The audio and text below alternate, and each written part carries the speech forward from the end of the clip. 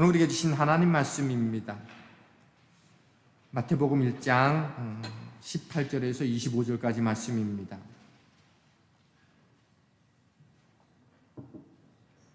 마태복음 1장 18절에서 25절까지 말씀 제가 봉독하겠습니다.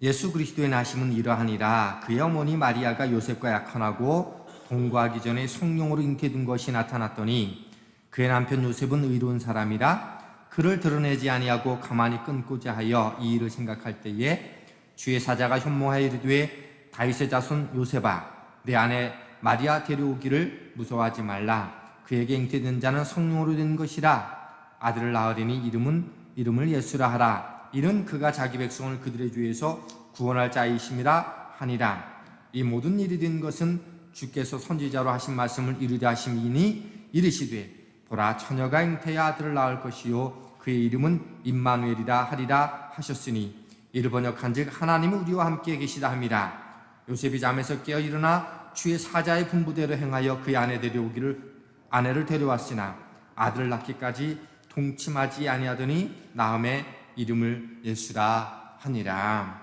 아멘. 성탄절 하면 크리스마스 추리 혹은 루돌프 사슴, 선물, 장갑 혹은 흰눈, 화이트 크리스마스 이런저런 여러 가지 단어들이 생각이 날 겁니다. 근데 안타깝게도 이런 모든 개념들은 다분히 인간적인 개념들이죠. 확실히 성탄절의 의미는 많이 퇴색됐다라고 생각을 합니다.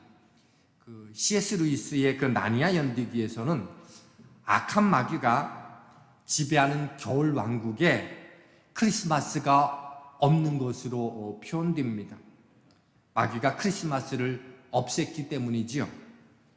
오늘날에도 마귀는 이 성탄절을 한 해의 끄트머리에서 다음 해로 넘어가는 연휴 휴일 정도로 생각하게끔 해서 성탄절 하면 그 참 의미보다는 그것이 갖고 있는 여러 가지 이미지들로 우리를 주목하게 만듭니다. 이 성탄이 헬라어로 그리스도의 날, 예수 탄생의 날, 그리고 이 땅에 영적 메시지를 전해주신 날입니다. 그런 의미에서 하나님의 사람 성도는 세상 사람들과는 성탄을 다른 방식으로 이해해야 된다고 생각을 합니다. 오늘 18절 말씀을 보면 예수 그리스도의 나심은 이러하니라. 그의 어머니 마리아가 요셉과 약혼하고 동거하기 전에 성령으로 잉태된 것이 나타났더니 예수님의 탄생의 우여곡절이 많았죠. 마리아가 요셉과 약혼을 했어요. 유대의 결혼식은 약혼을 하면 양가의 동의하에 약혼을 하면 법적으로 부부는 됩니다. 그러나 동침할 수는 없고요. 1년 뒤에 결혼식을 하게 되면 본격적으로 함께 살게 되는 거예요. 그 사이에 혹시라도 다른 사람과 음행을 하거나 그러면 이혼 증서를 써주어서 취소하게 되어지고 그 여인은, 음행한 사람은 돌에 맞아 죽어도 율법에 아무런 문제가 없습니다. 그런데 어느 날 요셉이 알게 됐는데 약혼자 마리아가 임신했다는 소식을 들었습니다. 나와 함께하지 않았는데 그 소식을 들었으니 청천벽력 같은 그 가슴이 무너지는 그런 충격이 그 요셉에게 있었을 것이고 배신감에 잠 못 이뤘을 겁니다. 그리고 19절을 보면 요셉은 의로운 사람이었다 이렇게 말하고 있어요. 그래서 가만히 끊고자 파혼하려고 생각을 했다는 거지요. 마리아도 분명히 요셉에게 얘기했을 거예요. 나는 아무랑도 관계하지 않았고 성령이 나에게 잉태되었다라고 이렇게 말씀해 주셨다. 하나님의 사자가 분명히 그렇게 말했을 거예요. 그렇지만 믿지는 못한 거죠. 그렇지만 마리아를 너무도 귀하게 여기고 사랑했기 때문에 조용히 끊고자 했어요. 그때 성령이 개입하셨어요. 20절 말씀 보니까 이 일을 생각할 때에 주의 사자가 현몽하여 이르되, 이 일을 생각했다라고 하는 것은 어떻게 그럴 수가 있었을까? 여러 가지 생각. 아니, 어떻게 성령으로 잉태를 할 수 있을까? 여러 가지 고민과 깊은 생각을 많이 했겠죠. 바로 그때 하나님의 사자가 임했어요. 감정적으로 반응하지 않고 그 생각을 깊이 있게 생각했다는 얘기는 성령이 개입할 여지를 주었다고 하는 겁니다. 우리가 이 땅 가운데 살아가게 될 때에 수많은 역경과 어려움과 갈등 가운데 있을 때 우리가 그 문제를 깊이 있게 생각하게 되어지면 그때 성령이 역사할 때라고 하는 겁니다. 그때 이렇게 말씀하시죠. 마리아, 데려오기를 무서워하지 말라. 그리고 성령으로 잉태되었다라고 하는 이야기를 들려주십니다. 마리아도 분명히 말해주었을 거예요. 그렇지만 그 마리아가 말해줬을 때 성령의 잉태는 믿지 못했지만 성령이 직접 들려주시는 그 말씀에 그는 순종하지 못할 이유가 없었습니다. 그리고 24절 말씀 보니까 요셉이 잠에서 깨어서 일어나 주의 사자의 분부들을 행하여 그의 아내를 데려왔으니, 우리 인생의 갈등은요, 성령의 음성을 듣기 전까지입니다. 성령의 음성을 듣게 되어지면 그때부터 순종의 역사가 시작이 되는 거죠. 갈등이 끝나게 되는 겁니다. 그리고 요셉은 순종하여 마리아를 데려왔습니다. 왜냐하면 그래야 배가 불러도 오해하지 않을 것이기 때문입니다. 하나님께서는 이런 의로운 요셉, 그의 순종을 통해서 예수님의 탄생의 드라마를 완성시켜 가셨습니다. 그리고 30절은 이렇게 증거해주고 있습니다. 다윗의 자손 요셉아, 내 아내 데려오기를 두려워하지 말라라고 말씀하시면서 요셉을 뭐라고 소개해주고 있는가 하면 다윗의 자손 요셉아, 이렇게 말씀해주고 있습니다. 요셉은요, 다윗의 후손 중에 27대 손입니다. 평안한 시절이었으면 왕의 혈통으로 대접을 받고 살았을 거예요. 그런데 나라가 바벨론의 침공으로 멸망하게 되었고 왕족과 많은 귀족들은 포로로 잡혀갔거나 죽었어요. 그 와중에 이 다윗 왕손의 이 가문은 가세가 기울어서 이제 목수를 통해서 생계를 유지하면서 하루하루 벌어먹어야만 되는 그런 존재로 어려워진 삶을 살게 되었어요. 그래서 왕족이면 뭐해? 먹고 살아야지. 그래서 그는 아마 어쩌면 내가 왕족이라고 하는 사실들을 잊지는 못했을 것이지만 하나님은 정확하게 기억하시고 육신으로는, 영으로는 마리아를 통해서 성령으로 잉태되었지만 육신은 다윗의 혈통을 통해서 태어나도록 하나님은 그렇게 계획하셨다고 하는 겁니다. 그리고 마태복음 1장 1절은 이렇게 기록해 놓았어요. 아브라함과 다윗의 자손 예수 그리스도의 계보라. 다윗의 자손 못지않게 또 하나 아브라함을 함께 언급하고 있는 것은 유대인들은 믿음의 조상이, 그들의 조상이 아브라함이라고 생각했기 때문에 이 족보 속에 예수 그리스도는 누구? 아브라함의 믿음의 후손과 연결해서 다윗 왕의 후손으로 함께 오신다라고 하는 그 유대인들에게 늘 하나님이 예언해 주셨던 것처럼 오늘 그렇게 마태복음은 기록해 놓았습니다. 그런데요, 우리가 함께 읽지는 않았지만 마태복음 1장 1절부터 17절까지 말씀의 족보를 보면 참 만만치 않습니다. 결점 많은 사람들, 죄인이 많은 사람들이 등장합니다. 아브라함은 믿음의 조상이 되기까지 참 오랜 시간이 걸렸죠. 약속을 기다리지 못해서 이스마엘을 낳았고요. 2번이나 아내를 누이 동생으로 속이는 거짓말까지 했어요. 다윗도 하나님의 마음에 합한 사람이라고 이름을 들었지만 우리아의 아내를 범해서 음행을 저질렀고, 그리고는 급기야 하나님 앞에 큰 어려움을 겪기도 했던 사람입니다. 대표적인 유대 백성들이 믿음으로 삼는 그러한 존재이지만 흠이 많았던 사람들이었어요. 뿐만 아니라 그 사이에는 여러 가지 많은 인물들이 함께 등장하는데, 라합은 기생 창녀였고요. 롯은 모압 여인으로 유대인 보아스와 결혼한 사람이고, 다말은 시아버지 유다와 근친상간한 사람이고요. 밧세바는 유부녀였다가 남편이 죽자 다윗과 재혼했던 여인입니다. 르호보암은 나라를 두동강 낸 사람이었어요. 예수님의 육신의 조상은요, 죄 많고 허물 많고 부끄러움이 많은 그런 족보입니다.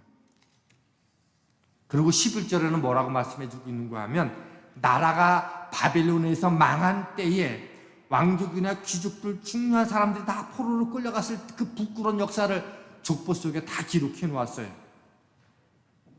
예수님의 족보인데 부끄러움과 수치를 가감없이 다 기록해 놨어요. 그것이 인간이었고 인류의 역사이며 우리의 현지소였음을 정확하게 보여주고 있다는 거죠. 우리는 숨기고 위장해서 그렇지 다 죄인입니다. 성경 로마서 3장 23절은 모든 사람이 죄를 범하였으며 하나님의 영광에 이르지 못하더니라고 말합니다. 모든 사람은 다 아담과 하와의 죄를 물려받았어요. 그래서 예수 이름이 중요합니다. 21절 말씀을 보면 아들을 낳으리니 그 이름을 예수라 하라. 이는 그가 자기 백성을 그들의 죄에서 구원한 자이심이라 하니라. 예수의 이름 안에는, 예수라는 이름 안에는 그분의 사명이 담겨져 있는데 뭐예요? 자기 백성을 죄에서 구원할 자라라고 하는 뜻입니다. 오직 죄 없으신 예수님만이 자기 백성을 죄에서 구원할 수 있습니다. 인간의 모든 문제는요, 죄로 인한 문제예요. 족보는 죄로 물든 인류의 역사를 압축해서 보여주고 있는 내용이기도 합니다. 이 문제를 위해서 예수님께서 이 땅에 육신의 모습을 입고 이 땅에 오신 겁니다. 그러나 예수님의 육신의 족보는 죄로 가득해 있지만 그 예수님의 거룩한 피 은혜의 힘이 아브라함과 다윗의 족보로 흘러내려오는 그 죄를 다 덮어서 누구든지 그 하나님을 믿기만 하면 영원한 생명을 얻게 해주신다라고 하는 사실들을 이 속에 담아 놓았습니다. 죄는요, 두 가지가 있어요. 성경에는 드러난 죄가 있고 마음으로 품은 죄도 있고 스쳐 지나간 것도 죄라고 말하는데 우리는 드러나지 않으면 내가 죄인이 아니라고 생각을 해요. 그러나 그 바탕에는요, 원죄라고 하는 게 있어요. 에덴 동산에서부터 시작된 욕심으로 살려는 죄가 원죄입니다. 인생의 주인이 하나님인데 내가 되려고 한 것이 그런 반역죄가 죄이고 원죄이고, 말씀이 아닌 자기 욕심으로 살려고 하는 그 죄가 원죄의 실체입니다. 거기에서부터 모든 죄는 다 나와요. 이 원죄를 해결하지 않으면 우리는 죄 문제를 해결할 수가 없습니다. 죄는 값을 치러야 되는데 죄의 값은 사망이라고 말합니다. 하나님의 아들이 죄 없으신 그 예수님만의 죽음으로 말미암아 죄값을 치르셔야만 되기 때문에 예수님이 이 땅에 오셨어요. 성탄이란 이 죄의 문제를 해결해 주시기 위해서 어떻게 이 땅에 오셔서 33년이 지난 후에 십자가에서 죄값을 치른 그 사건, 그것 때문에 이 땅에 오셨다고 하는 것. 그래서 성탄절은 갈보리와 연결되어 있어요. 그래서 성탄절이 우리에게 소망이 되고 의미가 있다는 거예요. 그러니 성탄이 선물을 주고받고 트리를 세우고 그리고 화이트 크리스마스를 생각하고 뭔가 이것을 생각하면서 우리가 성탄을 들뜨면 왜 그분이 이 땅에 오셨는지 그 이유를 아마 전혀 모르는 채 우리는 그렇게 지나갈 수 있다는 거죠. 성탄은 이런 죄인일 수밖에 없는 우리를 위해서 십자가에 죽으시기 위해서 이 땅에 아기 예수로 오신 것, 우리의 죄를 대신 속죄하시기 위해서 예수 그 이름으로 오신 사건, 그날이 성탄절이라고 하는 겁니다. 이게 첫 번째 이름이 갖고 있는 중요한 뜻인데 오늘 본문에는 두 번째 예수님의 이름이 갖고 있는 뜻을 설명해 주고 있어요. 23절 보니까 이렇게 되어 있어요. 보라, 성처녀가 잉태하여 아들을 낳을 것이요 그의 이름은 임마누엘이라 하리라 하셨으니 이를 번역한즉 하나님이 우리와 함께 계시다 함이라. 두 번째 이름이 뭐냐면, 우리 하나님의 이름이 수많은 이름이 있는데 저는 가장 위대한 이름 가운데 하나가 이 아기 예수 탄생과 함께 주신 이름이라고 생각해요. 바로 우리와 함께 하시는 그 이름, 임마누엘이라고 하는 겁니다. 성경이에요. 성경을 보면 하나님이 어떤 사람에게 특별한 사명을 주실 때 항상 하시는 말씀이 있어요. 내가 너와 함께 하리라. 도망자가 된 야곱이 배달내서 하나님이 만나 주실 때 내가 너와 어디를 가든지 함께 한다고 말씀해 주셨어요. 그 말씀 한마디면 야곱은 충분했어요. 모세가 죽은 후에 지도자가 된 여호수아가 두렵고 걱정하게 될 때 하나님이 나타나셔서 말씀해 주세요. 내가 모세와 함께 했던 것처럼 내가 너와도 함께 할 것이니 강하고 담대하라, 두려워하지 말라라고 말씀해 주셨어요. 그 말씀 한마디면 여호수아는 충분했어요. 예수님께서 승천하실 때 제자들에게도 말씀하십니다. 마태복음 28장 19절로 20절에 이렇게 말씀해 주고 있어요. 그러므로 너희는 가서 모든 민족을 제자로 삼아 아버지와 아들과 성령의 이름으로 세례를 베풀고 내가 너희에게 분부한 모든 것을 가르쳐 지키게 하라. 볼지어다 내가 세상 끝날까지 너희와 항상 함께 있으리라. 그 말씀 한마디면 제자들은 충분했어요. 그래서 그 말씀 때문에 제자들은 목숨을 걸고 복음을 전했습니다. 어떤 상황 속에서도 주님이 함께 하시는 것, 임마누엘로 함께 하시면 소망이 되죠. 그것이 성탄에 오신 중요한 이유입니다. 이제 말씀이 끝났습니다. 족보는요, 가족사 이야기예요. 히스기야 왕이 질병에 걸려서 죽으려고 할 때 그가 기도함으로 15년을 생명을 연장받았기 때문에 이 예수 그리스도의 족보 가운데 그 아들 므낫세가 태어났어요.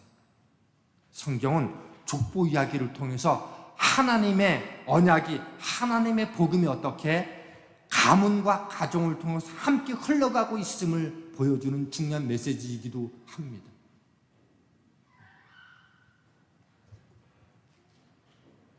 그리고 앞으로도 이 하나님의 복음은 한 가문의 믿음의 족보를 통해서 가문과 가문을 통해서 이렇게 하나님의 복음이 흘러가기를 원하신다는 의미가 이 속에 함께 담겨져 있는 줄 믿습니다. 세상이 힘들고 어렵다고 이야기합니다. 그렇지만 마귀가 공중것은 잡은 자가 성탄을 아무리 여러 가지 모양으로 희석시켜도 하나님의 사람은 놓치지 말아야 될 이름 두 가지가 있는데, 하나는 예수, 자기 백성을 죄에서 구원하시기 위해서 이 땅에 오신 그분이 바로 오늘 임하셨다고 하는 그 사실들을 기억하고, 또 하나 그분은 우리와 함께 하시기 위해서 이 땅에 오셨다고, 그리고 승천하셔서 더 이상 육신으로 함께 할 수 없기 때문에 성령으로 우리와 함께 해주시는 그분이 바로 이 성탄에 오신 그분의 이야기라고 오늘 우리에게 말씀해 주고 있습니다. 그리고 바라기는 여러분의 가정에 죄에서 구원할 자 예수 이름이, 그리고 임만을 하시는 그 이름이 여러분의 가문에 대대로 함께 흘러가서 오늘 이 족보에 머무르지 않고 여러분의 가정과 가정에 대물림이어서 이 복음의 족보가 흘러갈 수 있는 축복이 이 성탄에 다시 한번 결심하고 다질 수 있는 이 은혜가 함께하기를 주님의 이름으로 축원합니다. 하나님 감사합니다. 오늘 저희들 가운데 은혜로 허락해 주셔서 성탄의 의미를 다시 한번 되새길 수 있는 시간 갖게 해주심을 감사드립니다. 예수님 이름으로 기도하였습니다. 아멘.